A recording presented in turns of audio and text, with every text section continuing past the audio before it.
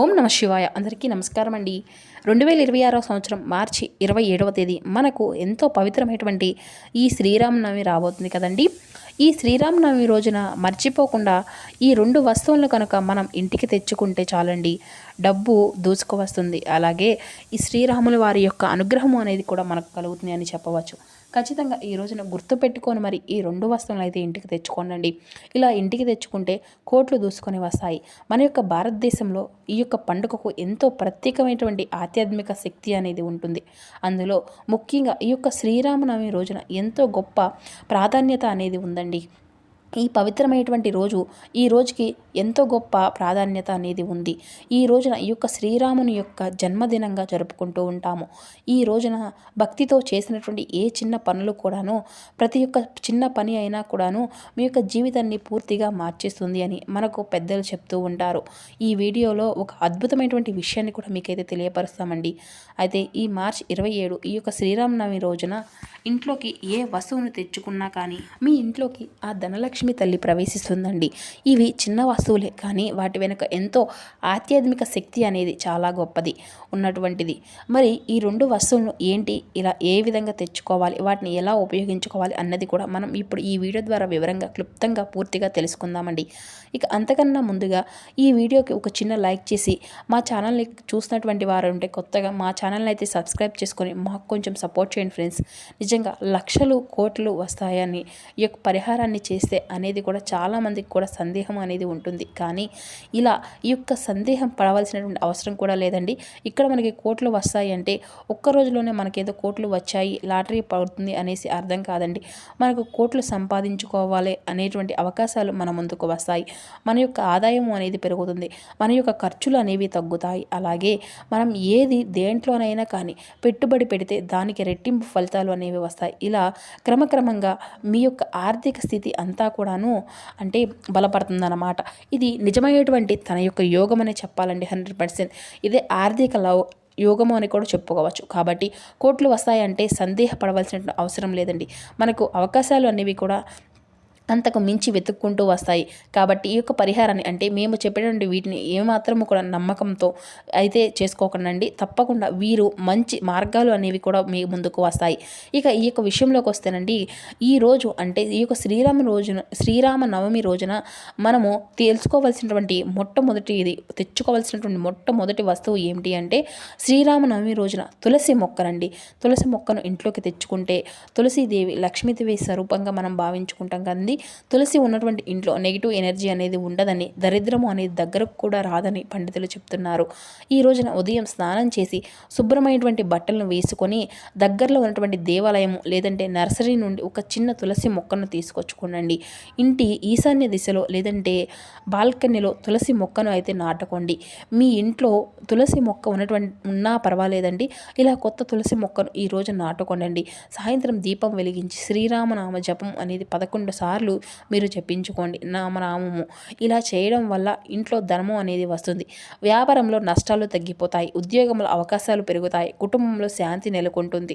తులసి మొక్క ఉన్న ఇంట్లో అంటే ఒక జీవంతమైనటువంటి లక్ష్మీదేవి ఆశీర్వాదం కూడా మనకు జీవితాంతం కూడా ఉంటుందన్నమాట. కాబట్టి తులసి మొక్క ఏ ఇంట్లో అయితే ఉంటుందో ఆ ఇంట్లో లక్ష్మీదేవి తాండవిస్తూ ఉంటుంది. కాబట్టి ప్రతి ఒక్కరూ కూడా ఈ యొక్క శ్రీరామనవమి రోజున తులసి మొక్కను ఇంట్లోకి తీసుకొచ్చుకొని నాటుకోవడం, దీనివల్ల మనకున్నటువంటి ప్రతి ఒక్క సమస్య అనేది కూడా తీరిపోతుంది. కాబట్టి అందరూ తప్పకుండా దీన్ని అయితే చేయండి. ఇక అలాగే రెండవ వస్తువు వచ్చేసప్పటికి ఏంటంటేనండి, ఇంటికి తీసుకొచ్చుకోవాల్సినటువంటిది ఇంటికి తీసుకోవాల్సినటువంటి పవిత్రమైనటువంటి రెండవ వస్తువు ఏమిటి అంటే కనుక వెండి నాణ్యము లేదంటే శ్రీరాముని యొక్క ఫోటో. మీరు వెండి నాణ్యాన్ని తెచ్చుకోండి. లేదంటే వెండి అంటే చంద్రుని యొక్క శక్తి, ఇది మనకు ప్రశాంతతను ఇస్తుంది, ధనం విలువను పెంచే విధంగా చేస్తుంది. శ్రీరాముని చిత్రపటం అంటే ధనం అనేది నిజాయితీని విజయానికి ప్రతీకానే చెప్పాలండి. ఉదయము లేదంటే మధ్యాహ్నం శుభముహూర్త సమయంలో వెండి నాణ్యమును కొనుక్కోండి. ఇంటికి తీసుకువచ్చి పసుపు కుంకుమతో పూజ అనేది చేయండి. మీరు పూజ చేస్తారు కదా పొద్దున్నే, అలా అంటే పూజ గదిలో ఆ యొక్క పూజ చేసిన దాన్ని మీ యొక్క బీరువాలో లేదంటే డబ్బు పెట్టుకునే చోట అనేది పెట్టుకోండి. ఆ యొక్క నాణ్యాన్ని ఇలా చేస్తే ఆకస్మికంగా డబ్బు వచ్చేటువంటి అవకాశాలు కూడా పెరుగుతాయి. మీకున్నటువంటి ఆర్థిక సమస్యలు అన్నీ అన్నీ కూడా తొలగిపోతాయి. అదృష్టము అనేది మీ వైపు పరుగులు తీస్తుంది. లక్ష్మీదేవి మీ ఇంట్లో దిష్ట వేసుకొని కూర్చుంటుంది. ఇలా చేసిన వెంటనే మీకు ఈ యొక్క సంవత్సరంలో భూములు కొనుగోలు చేసేటువంటి స్థాయికి కూడా ఎదిగినటువంటి వాళ్ళు కూడా ఉన్నారు. కాబట్టి ఖచ్చితంగా ఈ విధంగా అయితే మీరు చేయండి.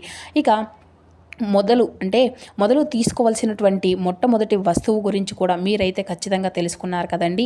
ఈ యొక్క వస్తువులు లేదంటే మొక్క, ఇక రెండవ వస్తువు వచ్చేసి వెండి నాణెము, లేదంటే శ్రీరాముల వారి యొక్క ఫోటో, ఇలా ఈ 2 వస్తువుల్లో తెచ్చుకోవచ్చండి. ఇక అలాగే మూడవ వస్తువు వచ్చేటప్పటికి రాళ్ళ ఉప్పు అండి. మీరు తీసుకొచ్చుకోండి. రాళ్ళ ఉప్పు నెగిటివ్ ఎనర్జీని తీసేయడానికి ఉపయోగపడుతుంది.